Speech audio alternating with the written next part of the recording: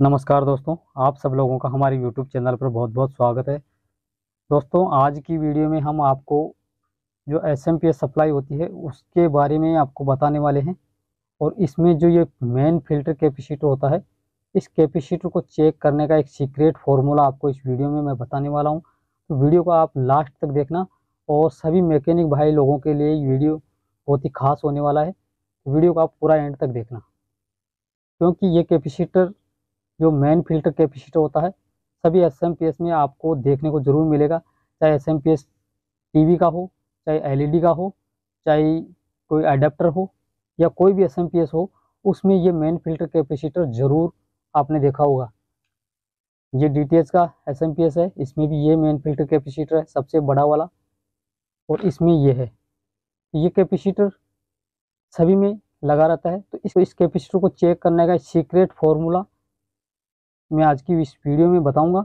दोस्तों, ये जो कैपेसिटर होता है, इस कैपेसिटर पर ही सबसे ज़्यादा हाई वोल्टेज आता है। मतलब इस पर ये वोल्टेज को स्टोर करता है और इस पर हाई वोल्टेज आता है।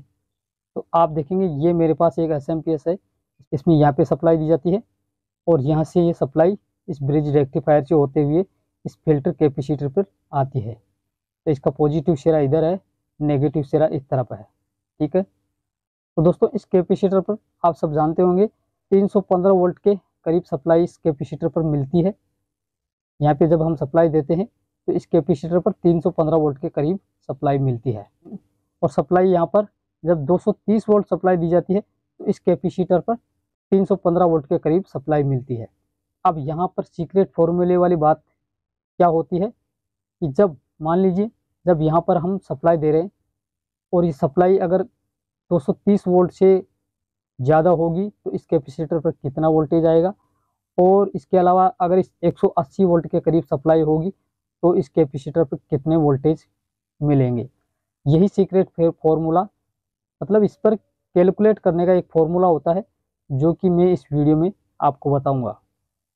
क्योंकि कई बार आपने देखा होगा कि कई जगह पे वोल्टेज, जहाँ पर इनपुट सप्लाई कम आती है, मतलब 230 वोल्ट से कम आ रही है, जैसे 180 वोल्ट आ रहा है, 170 वोल्ट के करीब आ रहा है, या 200 वोल्ट के करीब आ रहे हैं, तब यहाँ पर कितने वोल्ट सप्लाई मिलनी चाहिए। तो ये कैसे हम कैलकुलेट करें कि जब 180 वोल्ट यहाँ पे इनपुट में दी गई है तो आउटपुट, मतलब जो ये कैपेसिटर है, इस पर कितनी सप्लाई मिलेगी। यही कैलकुलेट करना हर मैकेनिक को आना चाहिए, और हर मैकेनिक के लिए जानना बहुत ज़रूरी होता है। तो इसका सीक्रेट फॉर्मूला होता है कि मान लीजिए, इस पर देखिए 230 वोल्ट अगर सप्लाई आ रही है तो इसको हम कैलकुलेट करेंगे कैसे। यह है इसकी इनपुट सप्लाई, और इसको कैलकुलेट करने के लिए यहाँ पे हम गुणा करेंगे 1.414, इससे गुणा करेंगे तो कितना वोल्टेज आएगा। देखिए, यहाँ से हम कैलकुलेट से कैलकुलेट कर लेते हैं।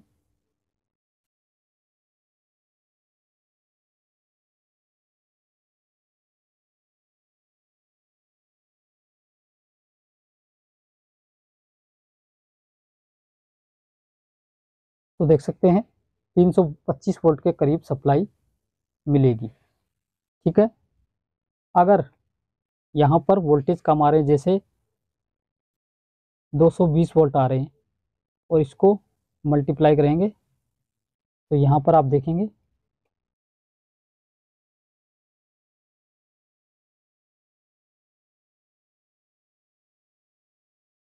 311 वोल्ट, मतलब 311 वोल्ट के करीब सप्लाई इस पर, अगर 220 वोल्ट सप्लाई आ रही है इनपुट में, अगर 220 वोल्ट सप्लाई हम दे रहे हैं तो इस कैपेसिटर पर 311 वोल्ट के करीब सप्लाई मिलेगी। ठीक है। इसी तरह से जैसे 180 वोल्ट आ रहा है, तो इसको मल्टीप्लाई हम करेंगे तो यहाँ पे आप देखेंगे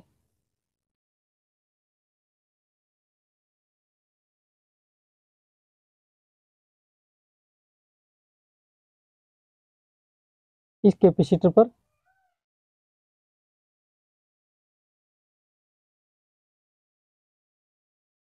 अगर 180 volt input supply AC voltage आ रहे हैं तो इस कैपेसिटर पर मिलेंगे 254 वोल्ट के करीब। ठीक है, तो किसी भी सप्लाई में, क्योंकि ये समस्या कब आती है, क्योंकि कई जगह पे वोल्टेज, जो इनपुट वोल्टेज है एसी सप्लाई, वो वोल्टेज कम आ रहे होते हैं और इस कैपेसिटर पे भी कम ही आएंगे, क्योंकि इनपुट सप्लाई अगर कम आ रही है तो यहाँ पर भी कैपेसिटर पर भी वोल्टेज कम ही मिलेंगे, क्योंकि इनपुट में कम आ रहा है तो यहाँ पर भी कम ही मिलेंगे। तो मैकेनिक ये कंफ्यूज हो जाता है कि कैपेसिटर ख़राब है और कैपेसिटर को बार बार चेंज करता है। तो दोस्तों इस तरह से हम ये 1.414 से जितनी भी सप्लाई इसके इनपुट में दी गई है उससे कैलकुलेट करेंगे, मतलब गुणा करेंगे, तो फिर ये वोल्टेज इसके आ जाएंगे। तो हमें यहाँ पर ये वोल्टेज जैसे 180 वोल्ट आ रहे हैं, तो हम यहाँ पर चेक कर लेंगे 254 या 250 वोल्ट के करीब सप्लाई यहाँ पे मिलनी चाहिए। अगर ये सप्लाई मिल रही है तो हमारा कैपेसिटर ओके है।